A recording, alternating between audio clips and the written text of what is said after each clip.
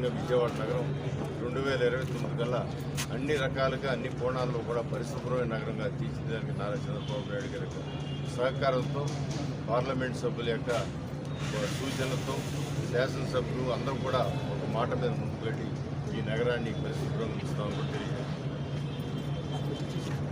రాజధాని అమరావతి ప్రాంతంలో భాగం మన విజయవాడ నగరం.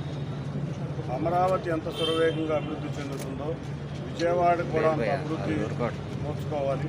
దీనిలో భాగంగానే కూటమి ప్రభుత్వం అధికారంలోకి రాగానే టోటల్గా విజయవాడకు కావాల్సిన స్ట్రాంగ్ వాటర్ కానీ, డ్రైనేజ్ కానీ, డ్రింకింగ్ వాటర్ మీద కానీ గౌరవ ముఖ్యమంత్రి నారా చంద్రబాబు నాయుడు గారు ప్రజాప్రతినిధులు, ఎమ్మెల్యేలు ఎంపీ అందరితో కలిసి ఒక సమావేశం ఏర్పాటు చేయడం జరిగింది. దానిలో భాగంగానే నగరపాలక సంస్థ ఆధ్వర్యంలో టోటల్ డిపిఆర్ రెడీ అవుతుంది. సుమారు 2000 కోట్ల అవసరం ఉండవచ్చని ఒక అంచనా.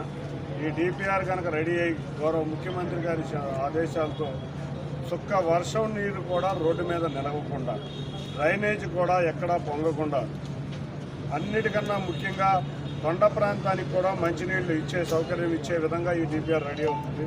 దీనిలో భాగంగానే మనం చూస్తే అమృత్ స్కీమ్ కింద కానీ, లేకపోతే మన 15th ఫైనాన్స్ కమిషన్ కానీ కొన్న నిధులతో ఇప్పుడు ఉన్న ప్రభుత్వం అధికారంలోకి రాగానే చాలా రోడ్లు, డ్రైన్లు కూడా నిర్మాణం చేయడం జరుగుతుంది. దానిలో భాగంగా ఇవాళ 1000 మీటర్ల డ్రైన్, పాత 5వ నెంబర్ బస్ రోడ్లో 1000 మీటర్ల డ్రైన్ 93 లక్షల రూపాయలతో వాళ్ళ ప్రారంభోత్సవం నేను కానీ, ఎమ్మెల్యే గారు గద్దె రామ్మోహన్ రావు కానీ ప్రారంభోత్సవం చేయడం జరిగింది.